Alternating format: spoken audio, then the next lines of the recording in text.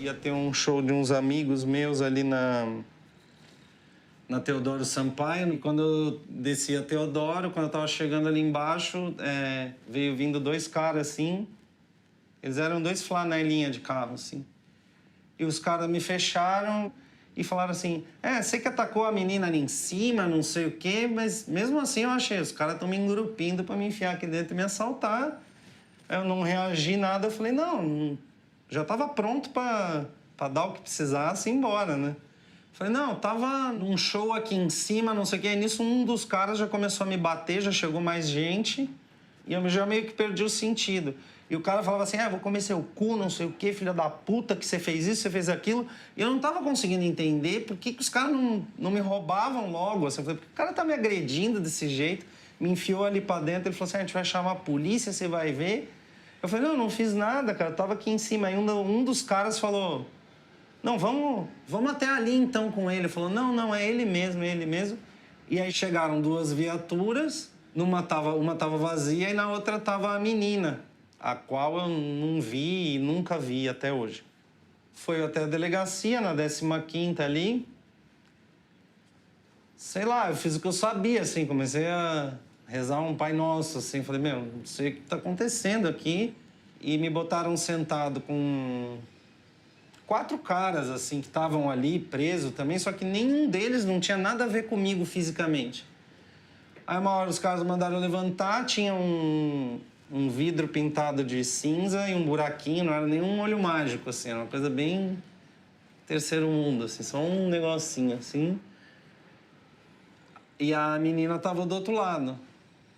Eu tava, pelo que eu entendi, com a roupa igual a do cara, tava com uma calça preta e com um moletom azul, que também não é uma roupa nada extravagante ou muito diferente, né? E a menina me viu ali, no trauma que ela tinha sido atacada, e eu todo roxo, e os caras tinham sido o herói, e tava a polícia, ela olhou e falou, foi ele. Só que não tinha como ela dizer que tinha sido um dos outros 4 que tinham botado do meu lado, né? Tinha um cara alto, magro, um outro negro e um outro gordinho. Não tinha nada a ver um com o outro, assim. Ela falou, foi ele. Aí os caras falaram assim, alemão, sua batata tá assando, você vai ficar aí. Acho que a única vez, assim, que eu senti isso na minha vida, que eu vou falar, é uma vez quando eu era criança e eu me afoguei na praia. E eu lembro da sensação de estar indo pro fundo do mar e, sei lá, entrar meio num nirvana, assim, e falar, bom, uma calma, assim, que vem, assim. Eu falei, bom, agora eu vou... Eu lembro que quando a minha mãe chegou, eu já tava meio em transe, assim. Ela falou, vai acontecer isso. Eu falei, mãe, agora eu tenho que esperar, não tenho o que falar, né? O cara falou que tem que ficar aí, tem que ficar aí. Eu não sei, né? Que nem os caras falam, tipo, em letra de rap, o bagulho é louco, tipo, essa frase você só entende estando ali, estando preso. Não adianta você achar que você entendeu aquilo ali porque você ouviu Racionais, entendeu? Tipo, o negócio, você realmente é louco ali dentro, é muito louco. Mesmo eu, assim, que não tinha a vida ligada ao crime, você começa a admirar um cara que, sei lá, matou 10 e o cara tá ali na sua frente e sendo legal com você. Isso é uma coisa muito louca, assim, porque, tipo, o cara é um monstro. Só que, tipo, você enxerga o outro lado da pessoa, porque você tá convivendo, olhando pra pessoa 18, 20 horas por dia, entendeu? Então, tipo, você realmente... Quando eu entrei lá, o cara me olhou e falou assim, você fez o negócio? Eu falei, não. Ele falou, então pode sentar e ficar aí. E direto tinha julgamento do cara que ia e assumia a culpa e saía. Então era um... Parecia que eu tava num lugar onde eu não ia ter resposta nenhuma, que eu não sabia quando eu ia para julgamento e que se eu fosse para julgamento eu não sabia... Eu chegava a pensar assim, será que eu tenho que falar que eu fiz o negócio, sabe? Você começa a ficar louco, porque é só... Todo mundo tem um processo e todo mundo praticamente tinha uma coisa pior que a minha. O meu era muito leve ali. O cara era casado com a mulher e aí separava da mulher, voltava com a mulher, tinha uma noite, a mulher se irritava com o cara por algum motivo, ia lá, dava queixa do cara. Quando você viu, o cara tava com 9 processos nas costas. Aí, tipo, não dá pra saber se o cara realmente fez, se o cara tem os 9, ou se o cara entrou ali e também já começa a cair um monte de coisa nas costas. Porque assim que eu entrei e a menina me reconheceu, 2 dias depois chegou uma outra garota lá e me reconheceu também por um outro negócio. E o cara falou, nossa, agora você tá fudido, meu. São 2. Eu falei, mas como assim? Tem um cara agindo, tem um outro, então já pega e já põe os 2 crimes naquele ali, né?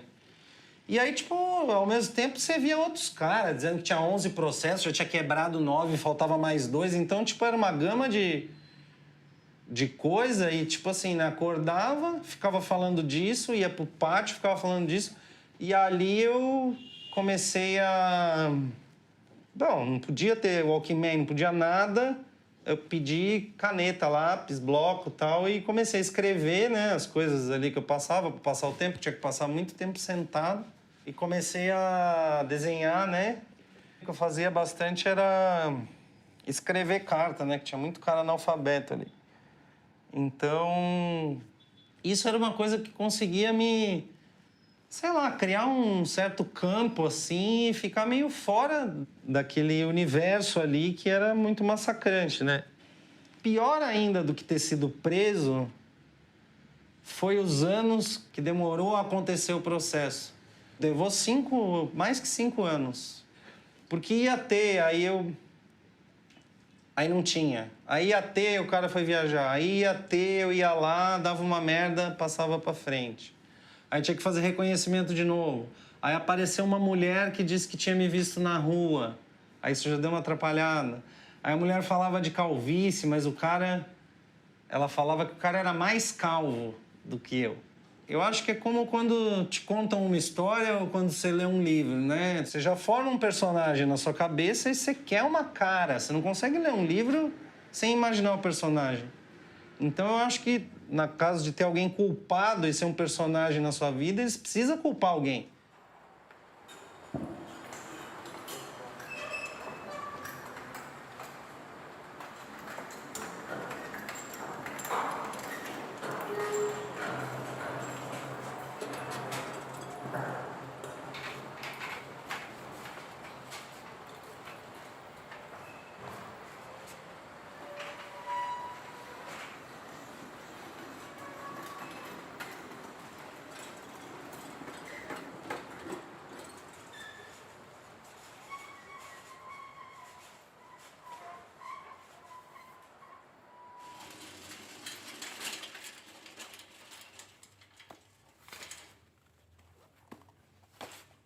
Eu fui presa em casa por tráfico de drogas, né? Eu fumava maconha, tinha um monte de amigos que fumavam e naquele negócio de um vai pegar, pega pra todo mundo, foi assim que eu fui presa. Um namorado na época pegou fumo pra gente, pra mais alguns amigos. Alguns tinham desistido, não queriam mais e a gente sobrou com mais maconha do que precisava. E nisso, um amigo meu levou um outro, amigo do amigo, levou em casa, falou, você tem? Quanto que você quer? Bem o que eu tinha, que a gente tinha a mais. Daí eu, muito esperta, falei, então eu vendo tudo pra você e já me livro logo disso. Não quero ficar com esse monte de maconha em casa e já me livro disso. E no dia seguinte, ele me ligou para confirmar que ia passar em casa e esse cara, ele estava sendo rastreado pelo DENARC por suspeita de tráfico de droga química.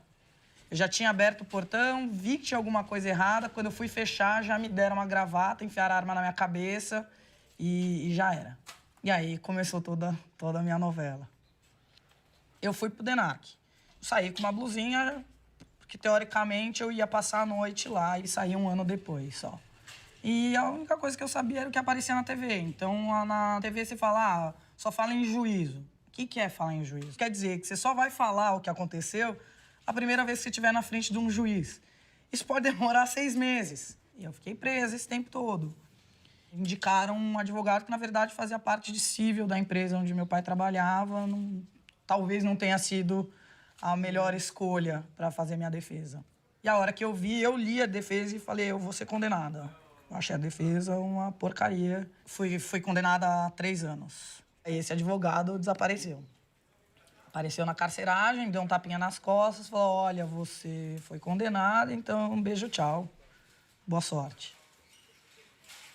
Eu fiquei 1 ano presa, daí eu saí numa liminar de um HC e fiquei na rua. Já estava trabalhando de novo, foram daí julgar o HC mesmo, me mandaram voltar. Me mandaram para cadeia de novo. Uma pessoa que está trabalhando, já está se reintegrando, estava 1 ano trabalhando. Daí eu conversei com meu advogado e a gente achou melhor eu ficar foragida até que todos os recursos que ainda cabiam fossem julgados. Daí eu saí do meu trabalho, demorou 1 ano para conseguir reverter isso e eu ganhei o regime aberto. Daí eu voltei, eu estava morando na praia, eu voltei para São Paulo. Daí eles fizeram o cálculo de quanto tempo eu teria que ficar assinando e o cálculo deles deu que eu assinaria mais 1 ou 2 vezes e já era, minha pena estava oficialmente cumprida. Fiz isso, fiz todo o trâmite. Daí, o que aconteceu? A vara de execuções não comunicou a outra vara, porque a vara de execuções é responsável por cuidar do seu caso a partir do momento que você recebe a condenação. Só que essa vara tem que contar para a vara que te deu a condenação o que você cumpriu, o que você não cumpriu. E não teve essa comunicação. Então, eu já tinha cumprido a pena, mas essa vara aqui não tinha sido informada. E aí, o meu mandado de prisão foi expedido. E a polícia foi atrás de mim por causa disso. Tava um dia saindo para trabalhar, a polícia embicou e me prendeu. As coisas que eu pensei, eu tava com a minha mochila de treinar, primeira coisa que eu olhei, vi que eu tinha um torrone. Eu falei, bom, tenho roupa e tenho comida. Beleza, pode me levar presa. Daí ele não queria me levar presa, ele queria dinheiro. Eu falei, eu tenho papéis que comprovam que eu já cumpri minha pena. Posso pegar dentro de casa? Não, só se eu entrar junto com você. Só que assim, eu já tive essa experiência da polícia entrar junto na minha casa. Então, eles dão uma olhada geral na tua casa para chegar ali a uma conclusão de quanto que eles podem pedir para você. Então, na segunda vez, eu falei, nessa não me pegam de novo. Falei, na minha casa não vai entrar. Ah, então você não vai poder pegar o papel, então você vai ter que ir presa. Pode me levar presa. Ah, não. Vamos ter calma. A gente desce ali na padaria que tem ali embaixo, a gente toma um café enquanto espera. Onde você já viu isso? Ou a policial tem que te prender ou ele não tem que te prender. Aí, estava claro que dava para negociar financeiramente. Eu pagava para eles fingirem que bateram na minha porta e não localizaram ninguém. Mas se, sei lá, em 1 mês eu não resolvesse, eles iam bater lá de novo.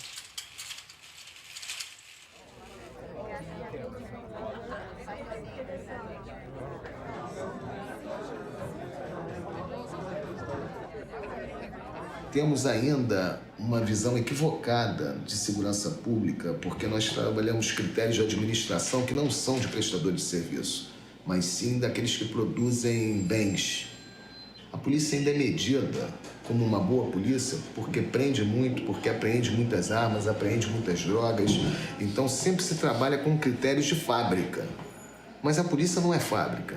Só existe um critério que pode aferir uma boa polícia. É a opinião dos clientes. Não importa quantas pessoas a polícia está prendendo, quantas apreensões de armas e drogas, esses não são critérios para aferir uma boa polícia. E o Brasil ainda não acordou para isso. No mundo inteiro, onde você fala em policiamento comunitário, polícia de aproximação, a opinião pública ela é relevantíssima. Enquanto a polícia for somente o braço armado do Estado, que pode ser utilizado não só para garantir liberdades, mas principalmente para restringir essas liberdades, né? Enquanto a gente tiver ainda o viés repressivo como a marca das nossas polícias, eu acho que a gente não vai conseguir se aproximar da sociedade. Isso é muito ruim para a polícia, né? Porque ela acaba sendo um joguete na mão do poder político.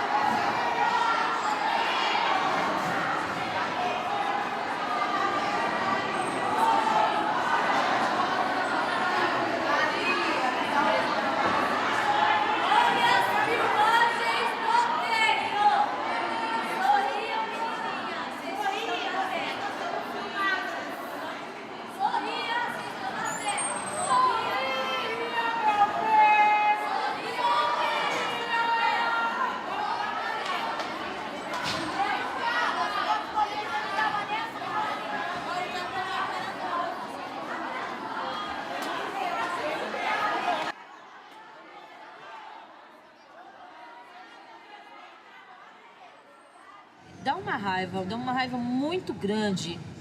Vocês estão falando que eu fiz tudo isso? E dizem que aqui é a faculdade? Então espera que eu vou me formar. Vou aprender a pegar no revólver, vou aprender a atirar. Aqui tem gente que vai me ensinar, logicamente. E quando eu sair daqui, eu vou sair fazendo arruaça, já vou sair formada mesmo. Mas quando não é da tua índole, não tem como, não tem como. E eu fiquei muito revoltada porque, poxa vida, nossa, quantas vezes eu já fui despejada porque não tinha dinheiro do aluguel. Você conhece as pessoas do movimento, ó. Vamos fazer uma fita ali, R$1.000 na sua mão, você paga o seu aluguel. Não, você tá louco, eu tenho filhos pequenininhos. Faça esse negócio aí, depois vai tudo pra FEBEM, eu tenho medo. Então são coisas que você deixou de fazer pra não ser despejada e pra não ser presa, que no final você acabou sendo presa sem ter feito nada.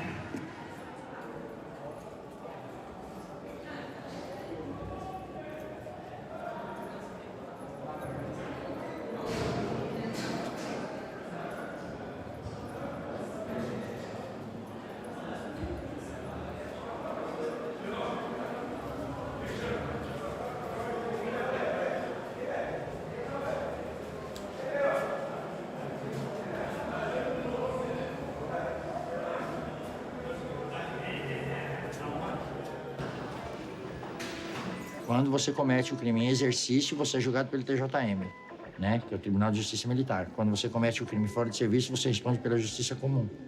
E o meu foi pela Justiça Comum. Eles falam que, por ser ex-policial militar, você sabia aquilo que você estava fazendo, né? Se fosse um crime, uma pessoa comum que tivesse cometido o crime, né? A pena teria sido mais branda. Só porque você foi PM, eles acrescem 1/3 da pena. Ou seja, você sabia aquilo que você estava fazendo. Então, foi o que aconteceu no meu caso. Eu peguei 20 anos, ele aumentou 8. Eu sempre gostei de adulterar carro, né? Eu comprava carro, remarcava, mandava embora para outro estado, enfim. Eu peguei um carro adulterado, eu que vendi o carro, né? Posterior a isso, eu ia devolver o dinheiro, ele não queria mais o dinheiro, ele falava que só acertaria se fosse de outra forma. Foi uma discussão, essa discussão perdurou por vários dias, né? As ameaças por telefone, e eu não suportei aquilo, peguei a arma, fui lá e matei. Em primeiro momento, o desespero é grande, porque você está acostumado a viver uma vida e depois você se depara com pessoas que você ajudava a colocar aqui. Muita coisa hoje eu não faria. Nem você pega um cara sentado na praça fumando um baseado, você levar para a delegacia, ficar 4 horas na delegacia para autuar em flagrante, só para ter o bel prazer de falar, tá preso, né? E hoje você dava um tapa na orelha dele, jogava o baseado no chão, pisava em cima, vai embora. Então, mudou muito o meu conceito com relação a tudo, né? Isso aqui é uma faculdade. Tem cara que roubou um shampoo e tem cara que roubou o banco. Então, eles estão no mesmo patamares. Correto? Eu acho que a justiça teria que rever esses conceitos com relação às penas. As penas e o convívio. Ele teria que ter uma oportunidade de responder em liberdade e não errar mais. Então, mudou muito o meu conceito com relação a tudo. Veja bem, o soldado PM, quando ele fica pronto, que ele sai da escola, tá certo? Ele sai que nem um animal com cabresto. Ele sai vendado, você tem que fazer isso, porque o bandido é um bicho. Não é isso, não é verdade. Não é verdade. Se você pegar um cara, porque ele tá mal vestido, de chinela havaiana, tá certo? Você aborda ele de um jeito. Se você pegar um cara com uma Audi, você já aborda de outro. Se você pegar o cara com um Fusca, é esse maloqueiro que esse Fusca. E pegar o outro com uma Captiva, é totalmente diferente, o comportamento é totalmente diferente, enfim. Então, esses conceitos teriam que ser revistos, sim, sim. Eu sei que o traficante está lá, ele vai me dar R$200 mil se eu prendê-lo, tá certo? Mas eu tenho uma estatística, que eu tenho que cumprir essa estatística para apresentar para a Secretaria de Segurança Pública, correto? Então, aquele cara que tem 200 quilos, que pode me dar 200 mil, eu vou lá, prendo ele, tá certo? Tomo a droga, tomo os 200 mil e solto ele. Aí tem esse coitado que tem 5 pininhos que ele tá vendendo. Eu vou lá e pego ele, que ele não vai me dar nada, e no lugar do traficante de 200 quilos, eu vou mandar ele para a cadeia, para cumprir a estatística.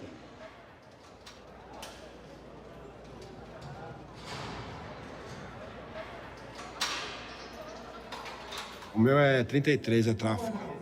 Mas já fiquei 14 anos e 11 meses já encarcerado, direto. Passei 17 penitenciárias. Cheguei com 19 e saí com 35 anos de idade. Uma vida, mais do que uma vida, viu? Eu já, desde a infância, eu já cresci pedindo esmola, certo? Porque minha família bebia muito, não vamos jogar a culpa neles, mas bebia muito álcool, então não tinha aquela atenção a dar pra gente. Então a gente vivia pedindo esmola.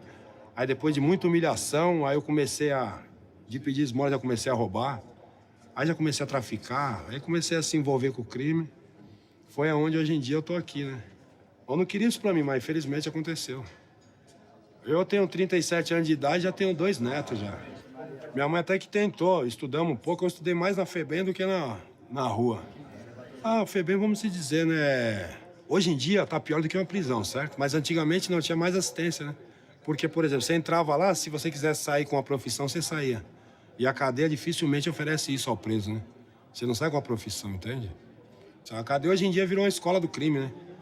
Não é igual. Antigamente a pessoa até que tomava mais juízo, hoje em dia não tem mais jeito. Pretendo sim, né? Cuidar dos meus filhos, né? Porque eu não quero ver eles passarem o que eu andei passando na vida, né? Aqui é fácil falar, o difícil é chegar lá, e, entende? Ver as pessoas de carro novo, de motona nova, andando bem vestido. Sabe que vai ter que trabalhar ali um mês para ganhar 600 ou 700 reais, o que seja, né? Ele vai ali durante 10 minutos, ele arruma muito mais, então, entende? Então, vamos dizer, ele cria uma fantasia, né? E depois que criou a fantasia, aí, fim de carreira.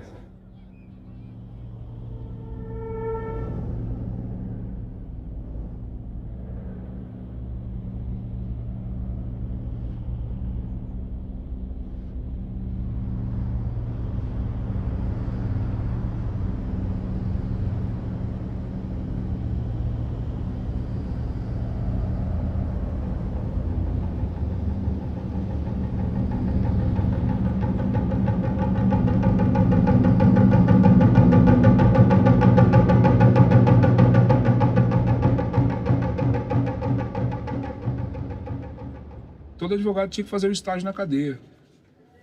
Todo advogado tinha que passar na cadeia, porque os maiores ladrões é advogado.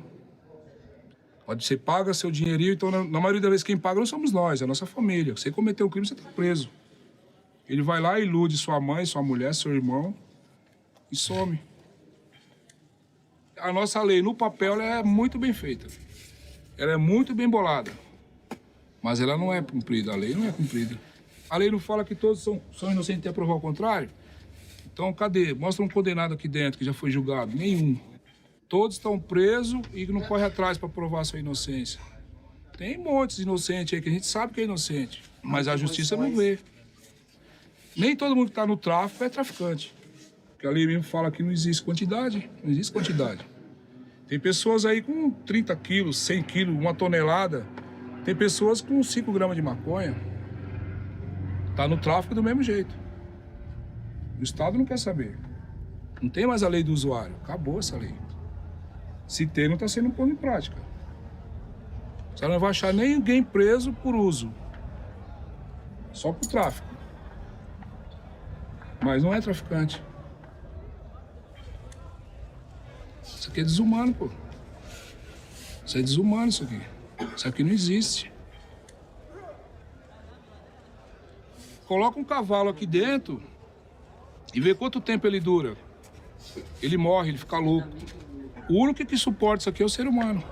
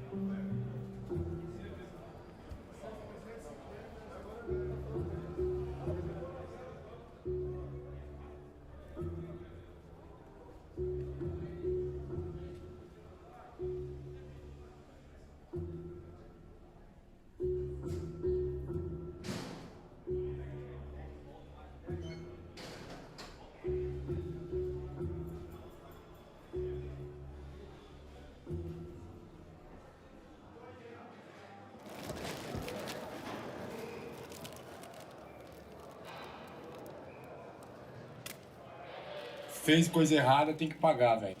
Tive várias passagens já. Você fez coisa errada na rua, então eles te trazem pra você pagar uma pena, pra você pagar pelo castigo que você cometeu lá fora, velho.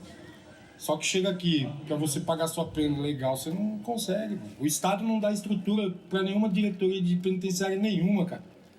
Fazer o cara, reeducar o cara e sair pra rua, mano. Reeducado, não tem como. Eu tirei casa de detenção, penitenciária do Estado, passei pro presídio do presidente Venceslau I. Passei num monte de cadeia, cara, e não aprendi. Você vê, minha família virou as costas pra mim, tá ligado? E não tenho notícia, não tenho carta deles, não tenho nada, tá ligado? Eu não sei aí, hoje, viver de esperança, expectativa aí de um dia ir embora, aí poder mudar de vida. Mas chegar lá fora, lá a sociedade aí é o seguinte, cara, por causa do preconceito, eles não tá nem aí, lava as mãos, você vai procurar um emprego, você faz um currículo, você vai numa firma fazer entrevista, o cara fala que não aceita quem tem antecedente criminal. Se você fosse dono de uma empresa, você daria oportunidade para ex-presidiário? Fica uma interrogação, cara. Você vai falar, pô, é verdade. Ninguém daria, né, cara? Ninguém dá. Ninguém dá. Muito difícil, cara, você sair numa empresa aí e falar assim, pô, sou ex-presidiário, melhor oportunidade. Tem condições de me dar um voto de confiança? Quem que vai dar, cara? Depois de você ter tirado 15 anos de cadeia, 20 anos de cadeia, 30 anos de cadeia. Chega na rua, você vai falar isso pros caras, os caras falam que, meu, você não sabe de nada, é o seguinte, você é ladrão, você é preso, você é vagabundo, não sei o quê. Aí é onde o cara fala, meu, quer saber uma coisa? Agora a sociedade que se vira comigo aí, mano, porque eu vou dar trabalho. É isso que acontece. A reincidência do crime acontece por causa do preconceito da sociedade, cara.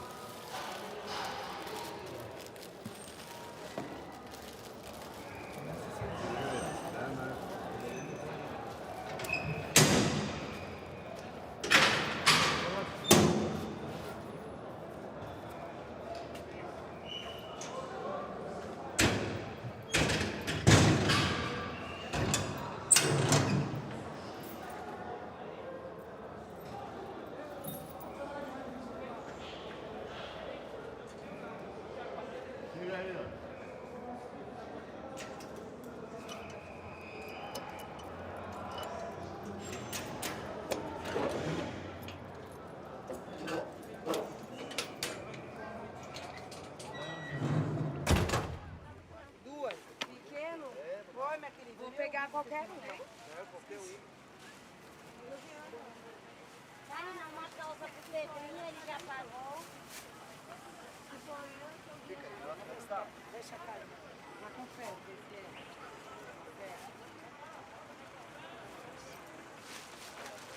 Foi 7. O que ela pegou na bolsa? Ó, minha gata. 2. Toma. Hoje no mundo temos quase 15 milhões de pessoas presas. O sistema prisional, que infelizmente foi criado até para a igreja como sistema penitenciário de pagar a penitência, pagar a culpa, e algumas pessoas ainda acham que deve ser lugar de pagar o pecado cometido e se mantém com essa defesa até hoje. É algo que começou errado, tem piorado ao longo da história e hoje é um câncer na sociedade. Agora, uma pergunta, por que nós prendemos se não dá certo? Por que mantemos o sistema prisional falido? Por que mantemos o sistema prisional que nós sabemos que nenhuma pessoa que foi vítima da violência, de um crime, aceita ou tem a coragem de morar no lado do seu agressor quando sai do presídio? Porque sabe que o presídio vai profissionalizar para o crime, para a violência. E é caro. O que se gasta com um preso, às vezes até muito mais do que se gasta numa faculdade ou universidade. Então você gasta com a pessoa presa 8, 10, 15, no Brasil o máximo da prisão é 30 anos. Pagando o valor de uma faculdade e quanto mais tempo ficar preso, mais a sociedade terá medo dessa pessoa. A reincidência ao crime das pessoas que estão saídas do sistema prisional no Brasil gira em torno de 75%. Ora, eu prendi, era para recuperar, volta para a sociedade e comete muito mais crime que cometeu antes. Você coloca a pessoa numa cela fechada, super amontoada, e deixa 24 horas por vários anos sem fazer nada ali dentro. O que você está criando para a sociedade brasileira, para a sociedade em geral? Alguém revoltado, altamente desequilibrado, porque assim foi que o sistema fez com ele. Desequilibrou, aleijou mentalmente, fisicamente e espiritualmente. Você nunca viu, numa comunidade primitiva, a cadeia. Como nunca viu o juiz também lá dentro. Nem advogado também não tem lá dentro, não precisa. É a comunidade que resolve os seus problemas. E restaura a convivência. Porque toda agressão, toda violência, ela é uma quebra de relações. Não existe crime individual. Todo crime é social. E você trabalhar para restaurar é restaurar relações quebradas.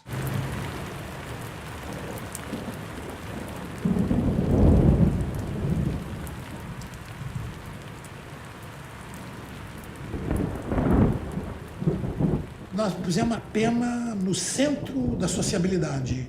E acreditamos na pena e achamos que a pena é quase uma divindade.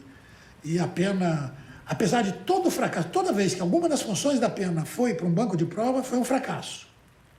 Mas nós temos uma fé religiosa na pena. Nós achamos que aumentando a pena... E, para isso, nós torturamos todos os números para dizer que a lei seca dá certo, para inventar uma maneira de expor aquilo, entendeu? E a mídia faz isso porque ninguém adora mais a pena do que a mídia, porque tem ali um enorme escoadouro. Além de que a pena é muito boa também para se esconder o debate político, né? É muito bom, em vez de você discutir a tragédia fundiária brasileira, é muito mais fácil você dizer, teve invasão, teve esbulho possessório, teve furto, teve homicídio, tá legítima defesa. Você parou de discutir reforma agrária, você está discutindo canhestramente, imbecilizantemente, uma paródia de direito penal. É o que você está discutindo. Na verdade, você está escondendo o debate sobre a questão fundiária e sobre a questão da reforma agrária. Olha, a criminalização, isso você não precisa discutir política mais.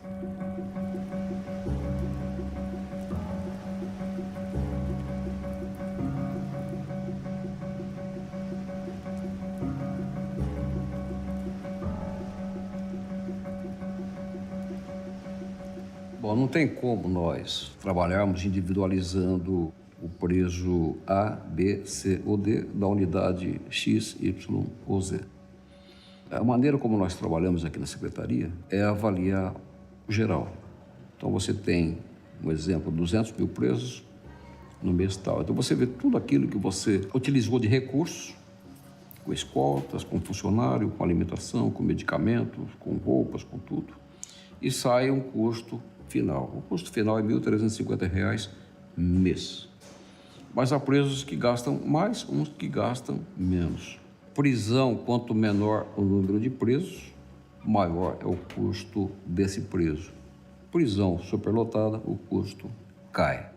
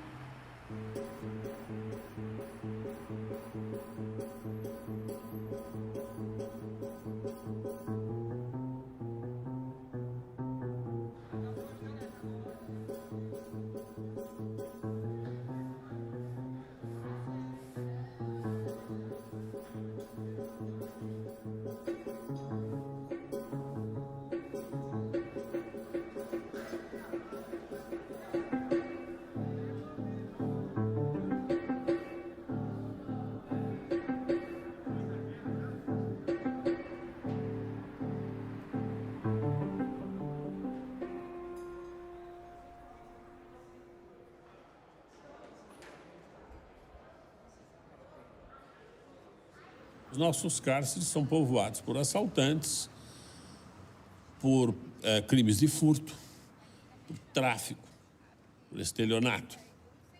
Esta é a verdade. Casos assim, claro, não faltam, né, de pai que comete crime sexual contra o próprio filho, de filho que mata o pai. Essas coisas aqui não faltam no sistema penitenciário. Mas se eu for enveredar por este caminho, dá a impressão que o sistema penitenciário, os nossos cárceres são povoados por pessoas assim, e não é verdade. São pessoas que, em geral, não são portadoras, em princípio, de distúrbio nenhum. São pessoas cujos conflitos se dão na relação extrínseca e atual com a sociedade. Eu me lembro de um caso, num debate com um grupo de estudantes. Então, o preso dizia: eu sempre fui um excelente ladrão. Você deixa o seu carro em frente à universidade e quando você saiu da faculdade, você vai encontrar uma vaga. Eu já terei levado seu carro, já terei documentado e tal. E a aluna: e por que você rouba o meu carro? Porque você tem e eu não tenho. Mas você roubando, eu não tenho mais. E ele responde: o seu pai lhe dá outro. Esse diálogo, se nós formos a entender de um ponto de vista positivista, punitivista, a gente vai dizer: mas é um cara de pau, isso é um sem vergonha, é um descarado. Mas não é isso que está acontecendo. Neste debate tem por trás um litígio muito grave. Este litígio o direito penal não atinge. Mas este litígio está na raiz do crime. Não que o crime é produto do litígio, mas é o litígio entre o ter e o não ter. É o litígio entre os possuidores e os não possuidores. É o litígio entre estar incluído e não estar. Este é o grande litígio que está por trás do crime.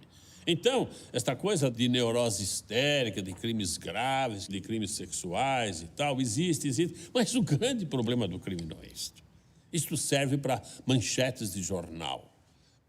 O que está por trás do crime são os litígios históricos. Tanto assim que, neste diálogo, o preso, ele perguntou: e por que você tem universidade e eu não tenho? Por que você tem chance de frequentar uma faculdade e eu não tenho? Aí vem aquela resposta: cada um. Ah, é? Então tá bom. Se a lei é esta, cada um, obedeçamos a lei. Então eu vou ser um, à minha maneira. E aí ele continuou: e você na prova? Vocês colam? E elas refugaram. Fala, eu fui franco, eu falei que eu roubo. E agora? Vocês sejam francas. Colam ou não colam? A gente cola, mas isso se tornou normal. Pois é. Se colar para vocês é normal, roubar para nós também é normal. Mas você não há a comparar roubar um carro e colar numa prova. Falar: não, isso eu não posso comparar. Você faria cirurgia com um médico que se formou na cola? Não faria. Então, de fato, não tem comparação, porque se eu roubo um carro, eu prejudico uma pessoa. Agora, se você se forma na base da cola, você prejudica uma sociedade inteira. Não tem como comparar, porque colar na prova, as consequências são muito mais graves. Nós temos, de um lado, uma parte da sociedade não encarcerada, dita não criminosa, e que sempre exige cada vez mais a defesa das suas propriedades, do seu bem-estar, da tranquilidade da sua vida, contrariamente a um outro grupo que constitui uma ameaça constante a esses bens. Entre esse outro lado, que não são possuidores, não estão incluídos, uma parcela deles não se conforma com esta situação. Então, praticam crimes e vão para o cárcere. No cárcere, eles não têm os seus direitos defendidos, não têm os seus direitos respeitados. A realidade é esta. Nós temos cárceres por esse Brasil afora que estão caindo de podre. Os pedidos de benefícios legais sendo negados por juízes rigorosos, para os juízes que sempre estão se posicionando, em princípio, contra o interesse do preso e dizendo que defendem a sociedade. Presídios que não têm oficinas, que não têm escolas, não têm trabalho. Presídios nos quais o preso, a única coisa que ele pode fazer é costurar bola na cela. E aí, como esse é o único serviço que ele tem, não tem outro, o juiz não concede remissão de pena, porque aquele é um trabalho insignificante que ele faz da própria cela. Olha, mas esse é o único que eu tenho para fazer, então lamento muito, mas eu não vou te dar remissão de pena. Enfim, chega num ponto de injustiça tal que não tem outra alternativa, aí surge a facção. Uma vez eu perguntava para um líder do PCC, e até quando vai esta violência Estado contra vocês e vocês contra o Estado? Será que isso não tem solução?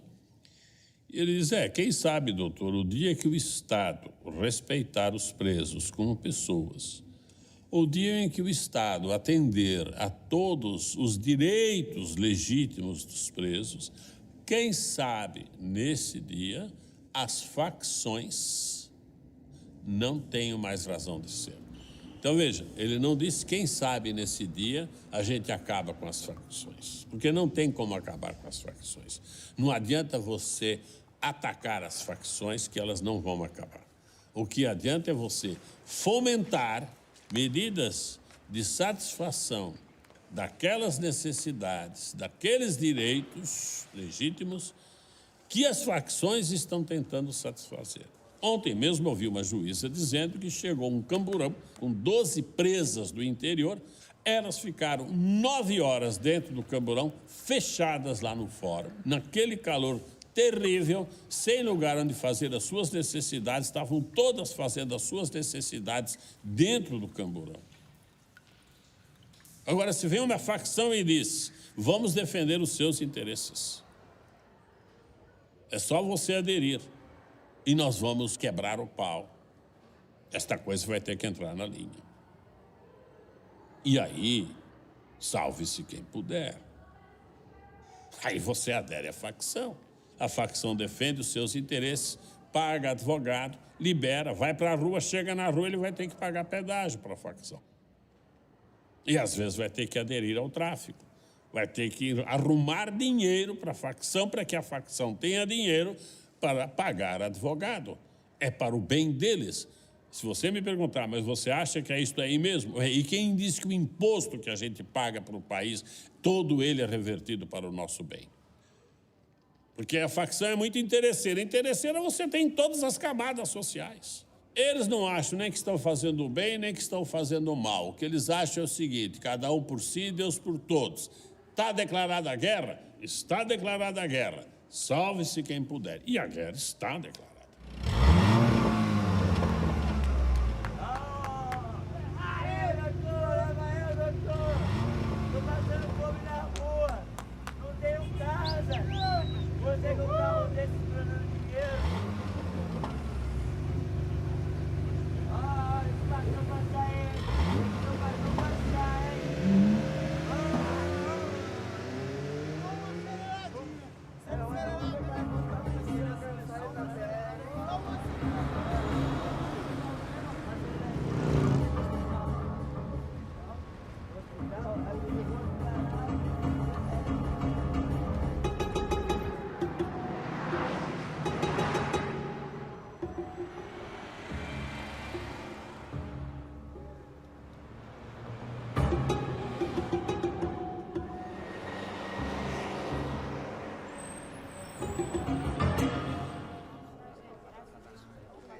Vistoria dos familiares, das pessoas que vão visitar seus familiares, as pessoas presas lá dentro, é assim, uma burocracia enorme.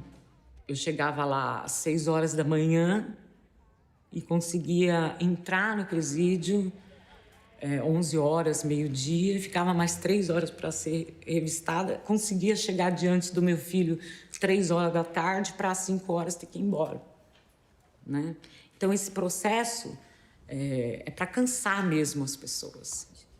Existe uma relação de comidas que pode e que não pode, de como você pode levá-las, tipo de embalagem e tal. Existe um tipo de roupa que você pode entrar ou não. Só que essa relação não está em nenhum lugar. Tem uma listinha que eles te dão lá na portaria que muda a qualquer momento. Ah, essa calça não pode. Aí a mesma calça que eu entrei a semana passada. Aí você sai, tem um comércio paralelo lá fora. Aí cada vez que você entra e sai, você leva mais 1 hora. Aí você sai, você compra uma calça, aluga uma calça e volta. Ah, não, esse sutiã não serve. É uma tortura psicológica com a família, como se a família também fosse criminosa, né? Não basta o criminoso estar lá cumprindo a pena dele. A família também cumpre uma pena, né? Quando tem que passar por isso.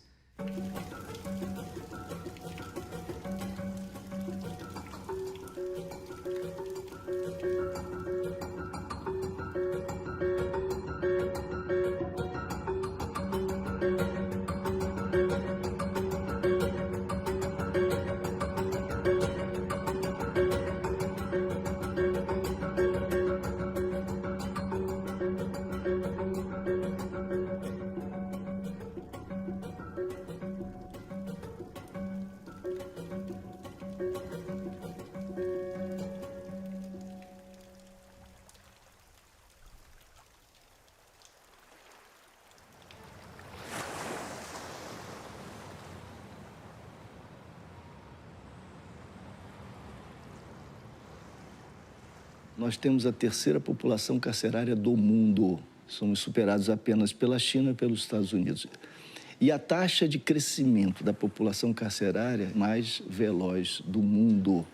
Nenhum país está investindo tanto no encarceramento e nessa escala tão assustadora, tão assombrosa quanto o Brasil. São jovens, pobres, frequentemente negros, que foram capturados em flagrante, negociando substâncias ilícitas, sem uso de armas, sem prática de violência e sem vínculo com a organização criminosa.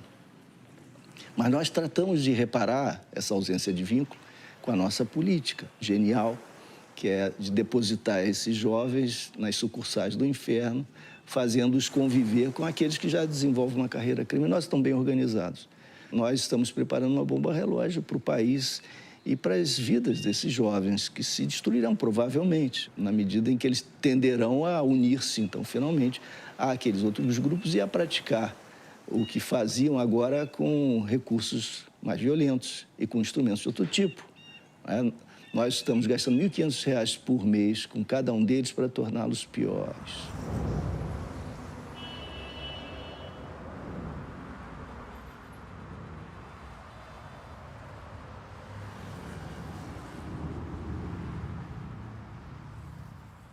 A causa da injustiça nas sociedades modernas, antes de tudo, é a passividade na vida. Hoje em dia, existe a moda de cultivar o respeito às diferenças. Mas, na verdade, nós não amamos a diferença. Nós toleramos a diferença, né? E sempre só toleramos a diferença desde que a diferença esteja mediada por uma forma de controle, por uma forma de segurança. Se a diferença sair por aí se afirmando sem controle, ela vira uma ameaça e ela deve ser abatida. Então é uma hipocrisia, é um cinismo dizer que somos sociedades que cuidam das diferenças. Porque não amamos as diferenças, não podemos amar as diferenças. Por que não podemos amar? Porque não cuidamos de nós mesmos, não produzimos a nós mesmos, não nos tornamos fortes. Todo o processo de diferenciação vira um atraso, vira um incômodo, vira uma ofensa para mim mesmo. Então, os sistemas de justiça, eles estão aí para dar corda aos ofendidos, né? Mas a ofensa, na verdade, é um grande negócio. É só a gente observar as práticas legais, a judicialização da vida que acontece o tempo inteiro. A vontade de enquadrar, a vontade de processar, a vontade de lucrar com isso. E não é apenas um lucro econômico, é um lucro afetivo dos impotentes. É um modo de gozar, é um modo de ainda continuar na vida achando algum interesse na vida, né?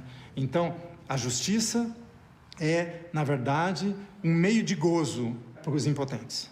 Haveria uma outra justiça? É claro. A justiça que não é do juízo, a justiça que, na verdade, não tem nada a ver com esse sentimento de vingança, que, no fundo, é uma grande injustiça, né? Só que o sentimento de vingança é a base material para o capitalismo funcionar.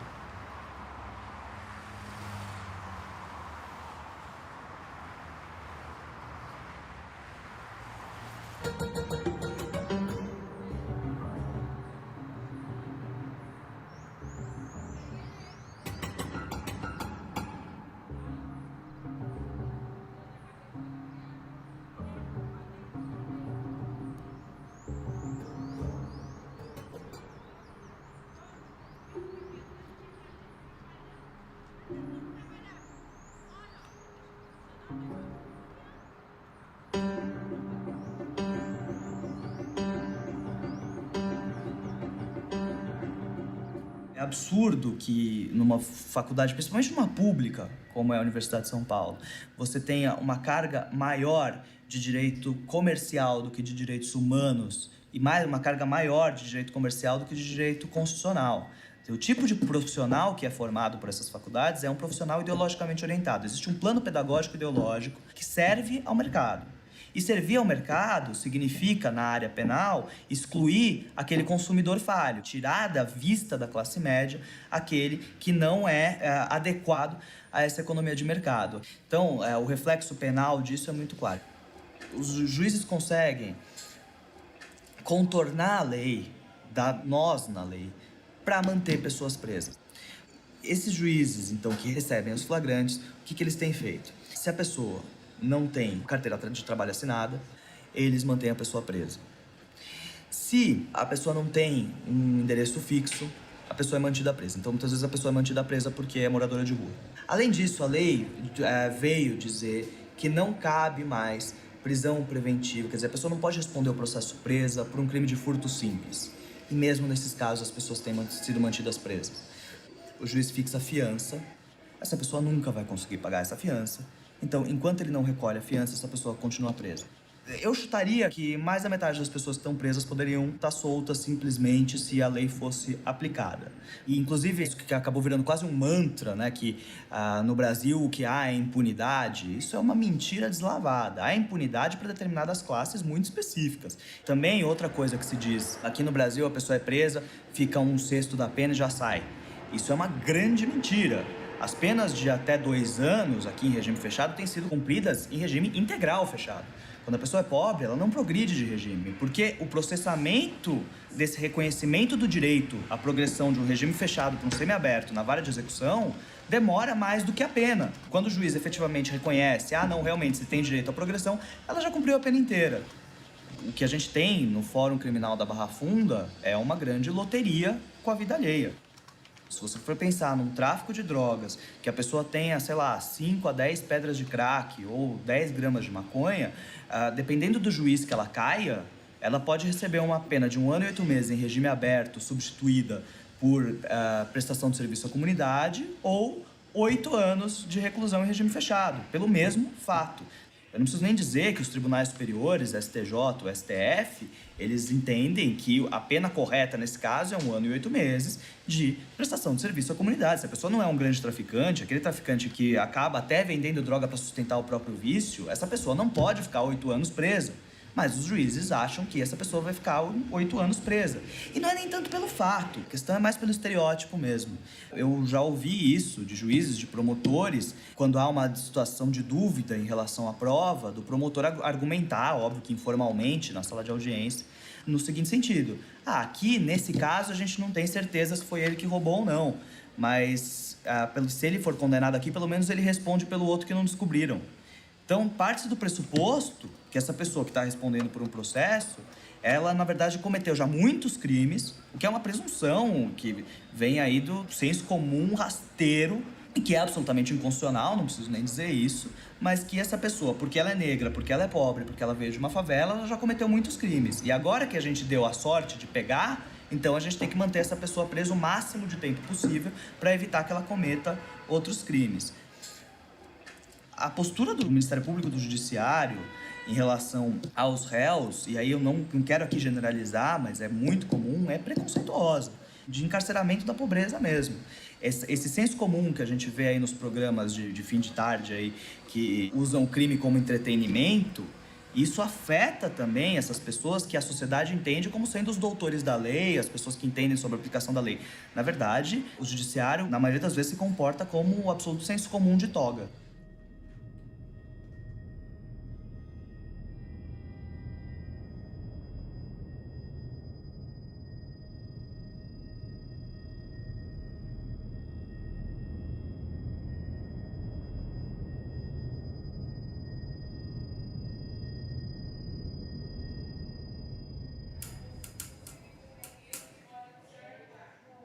O próximo é um tráfico de drogas.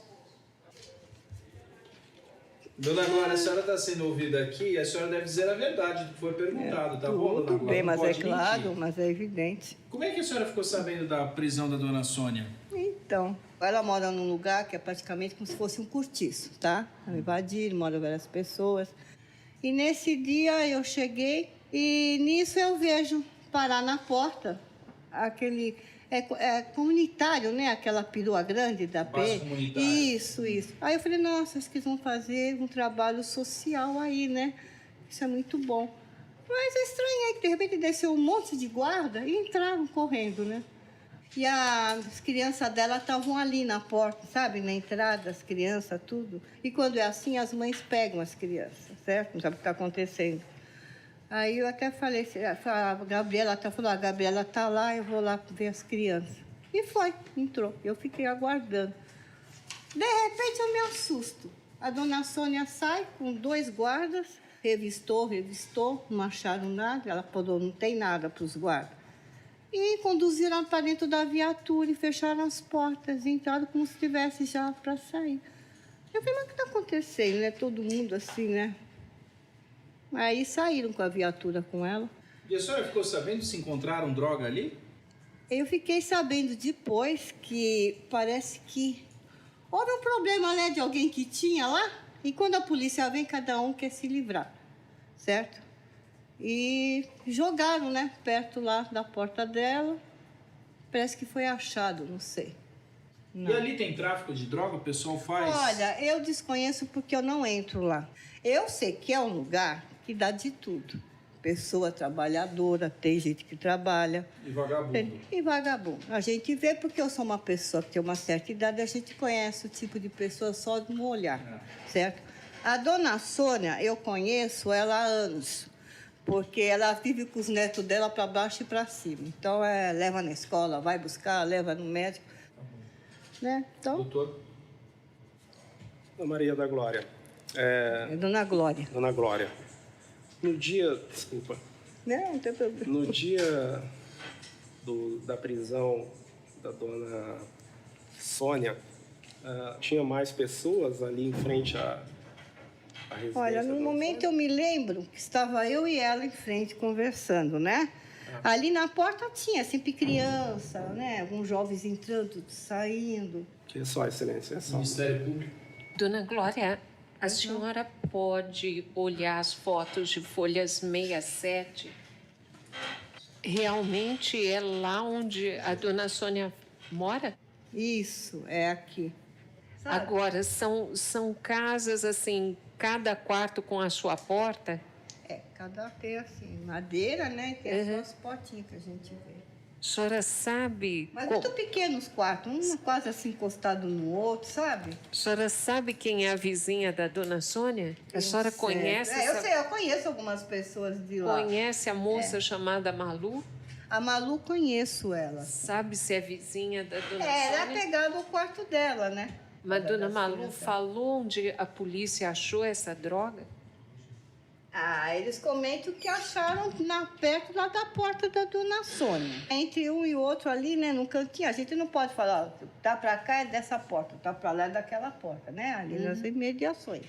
Agora, por que acharam que era da dona Sônia, que eu não entendo, né? Dona Sônia, a senhora está sendo acusada da prática do crime de tráfico de drogas. A senhora não é obrigada a responder. Pode, inclusive, permanecer em silêncio. É um direito da senhora. A senhora prefere falar ou prefere permanecer em silêncio? Eu prefiro falar. O que a senhora tem a dizer a respeito da acusação que existe? O que eu tenho a falar que não é meu, entendeu? Lá mora muita gente, e entra muita gente lá, um entra e sai.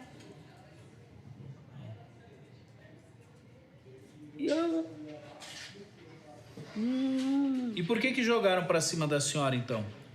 Porque a hora que a polícia chegou, todo mundo correu. E eu que fiquei lá fora, entendeu? Aí minha neta entrou, aí eu peguei e entrei atrás pra ver minha neta, entendeu? Aí eles estavam mexendo lá no corredor. Eles quem? Os policiais. Aí estavam mexendo lá no corredor, aí vieram e falaram, o que é isso aqui? Isso aqui é da senhora. Eu falei, não é meu. Ele falou, é seu. Eu falei, não é meu. Então você vai responder isso na delegacia. Aí, perante isso aí, eu não podia falar nada, né? Eu tive que ir com eles. Agora, os policiais, quando foram ouvidos aqui, disseram que foi um usuário de drogas que indicou a senhora como vendedora de drogas. Não, jamais. Mas a senhora sabe se havia algum usuário de drogas? Bom, lá entra muita gente, entendeu? Não, lá na delegacia não foi ouvido ninguém juntamente com a senhora? Não. Só foram os policiais? Só foram os policiais, eu não vi ninguém lá. E a senhora sabe de quem era essa droga? Se a senhora não puder falar o nome, até para a senhora não se comprometer, não tem problema. Mas me diga uma coisa, a senhora sabe de quem é a droga? Sem falar o nome da pessoa. Eu não sei de quem que é. Eu sei que minha não é, entendeu? Que eu não mexo com isso. Agora, uma coisa é fato, a droga estava lá. A droga estava lá, mas não estava no meu barraco, estava no barraco da Malu. Eles acharam na parede do barraco da Malu. É da Malu? Eu não sei. Pode ser que seja dela? Eu não sei, porque eu nunca vi também ela mexer com isso. Já ouviu comentários de que a Malu mexe com droga? Não, nunca ouvi. E por que a senhora não trouxe a Malu aqui para ver? Porque a senhora trouxe a Dona Maria da Grossa, que nem sabe onde a senhora mora. Não, mas Por que não trouxe a Malu aqui? Eu conheço a Dona Graça faz tempo, desde quando minha filha estudou na escola. Então, mas é que me parece que a Dona Malu seria mais interessante até do que essa Dona Maria das Graças. A senhora está com quantos anos, Dona Sônia? Eu tenho 53. A senhora trabalha? Eu trabalho com reciclagem. Ganha quanto por semana, por mês, por dia? Por dia dá para me tirar uns 30, 40 reais. Quando tá Esse bom. dinheiro é para a senhora ou a senhora ajuda mais alguém com esse dinheiro? Foi para mim e para os meus netos. E os pais dos seus netos, onde estão? Minha filha é usuária. Entendeu? Então ela tá na rua. Então aí eu cuido deles, eu e minha cunhada.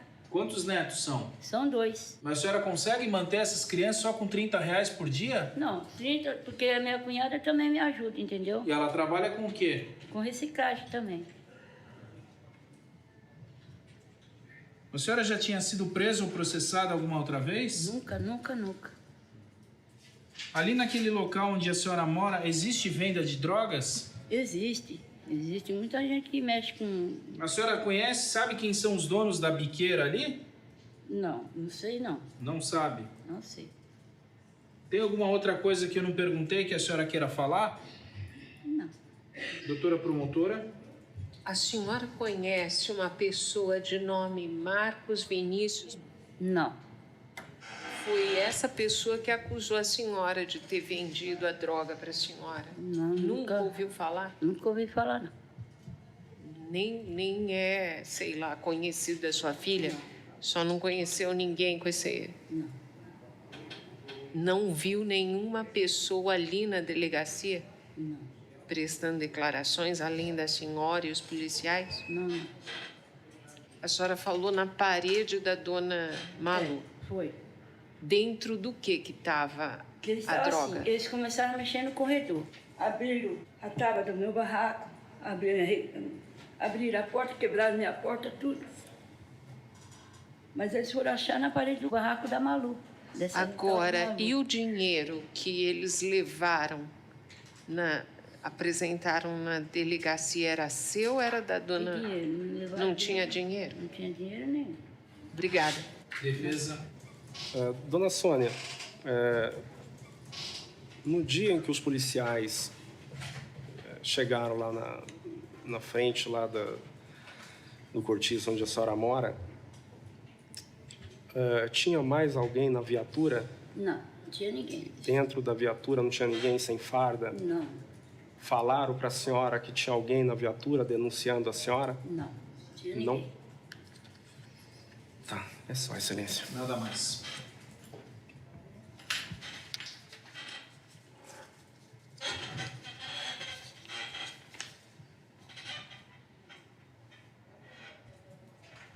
Doutor, eu vou pedir a dissolução. Na fala do senhor, eu vou colocar que reitera o pedido do Ministério Público. Ótimo, excelência. Tá? Que daí a gente já encerra hoje, tá? Isso, tá ok, excelência. Não, acho que causar medo, certeza, né? Não é, doutor? Quem não deve não ter, né? O simples fato de uma pessoa ter sido presa, como o caso dela, e ao final ter sido absolvida, isso por si só não gera direito à indenização. Fosse assim, E o Estado nunca poderia perder nenhum tipo de ação criminal, porque todas as ações ele teria que ganhar. Porque se perdesse, todos nós viveríamos para ficar pagando imposto que geraria renda para o Estado ficar pagando indenização. A prisão dela era necessária, era justa, era legal a prisão, porque eram os elementos que existiam naquele instante. Quando a denúncia foi oferecida, você tinha todos esses elementos para justificar a prisão dela. Esses elementos não existiram depois, agora na instrução. Então deixou. Então você vai falar que aquela prisão que houve foi ilegal? Não, não foi ilegal. Os traficantes nesse tipo de local acabam se valendo realmente de pessoas que, numa primeira vista, jamais despertariam a atenção. Como muitas vezes é esse tipo de pessoa que não trabalha, está sempre por ali, então vamos dar a droga ali para ela ganhar algum trocado, porque isso garante o sucesso do negócio e faz com que não se desperte a atenção. A gente já teve casos aqui, por exemplo, de cadeirante. Você vai falar que um cadeirante, mas o quê? O cara não arruma emprego, o cara não consegue se locomover, então para ele é muito cômodo ficar vendendo a droga ali e garante o sucesso do negócio ali. Então isso é muito comum também. Usar desse tipo de pessoa, pessoas geralmente incautas, ignorantes, que não tem condição nenhuma de vida, viu? Ela falou, ganha R$30 por dia. Uma pergunta que talvez tenha faltado fazer, por exemplo, quem que está pagando os honorários do advogado dela? Se ela ganha R$30 por dia. Quem que está pagando? Essa é a pergunta que não quer calar. É advogado calar, constituído, não é advogado gratuito. O Brasil é um país que ainda demanda muita seriedade nas coisas que prega. Aparentemente as pessoas vão cumprir pena, mas não se diz o segundo lado. Depois que o promotor, o juiz condenaram, os réus vão ter uma série de benefícios e anualmente eles têm o indulto do presidente da República. A gente esvazia a cadeia a cada ano e se cumpre pena de 1/6, 1/3, metade, nem metade. Às vezes não chega a metade. É a coisa do brasileiro bonzinho. Existe, eu acho que, uma falta de clareza sobre o papel do juiz. E essa falta de clareza é tanto dos juízes como da sociedade, né? Para que serve o juiz? Bom, o juiz tem que servir para garantir os direitos de um indivíduo frente ao Estado. Mas existe um equívoco enorme, porque as pessoas acham o juiz tem que ser o que vai garantir a segurança, o juiz tem que ser aquele que atua em gestão junto com o executivo. E não é nada disso, e não pode ser isso. A presunção é de inocência. Se não provaram, eu tenho dúvida, eu tenho que absolver aquela pessoa. Quem tem que fazer a prova que a pessoa praticou aquele crime, enfim, é o Ministério Público. Se ele não fez a prova por N motivos, não conseguiu fazer a prova da forma devida, não cabe outra coisa senão absolver o indivíduo. Eu acho que é uma obrigação da Defensoria Pública, cada vez que tivesse um réu absolvido e tivesse sido preso, entrasse com uma ação. Eu tenho que dizer, olha, o Estado errou, porque ao final eu absolvi. E aí tem que ter uma indenização. O problema de drogas eu vou encontrar em qualquer lugar. Se você for entrar aqui na minha rua ou no meu prédio, tenho certeza que você faz uma boa apreensão de entorpecente. O problema é que ninguém vai bater o pé para entrar aqui na minha casa. E lá na favela é assim que eles fazem. Sem mandado, sem nada.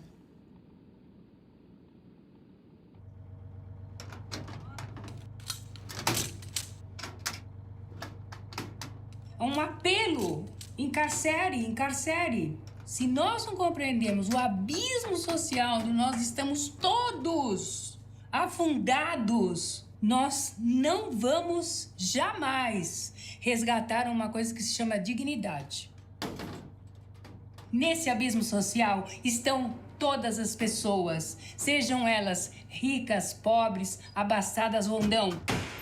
Nós precisamos, nesse momento, parar para pensar que o encarceramento em massa não deu certo, que nós temos hoje uma sociedade mais violenta. Nós vivemos uma situação de violência urbana sem precedentes do ponto de vista do número de pessoas que são vítimas da violência fatal.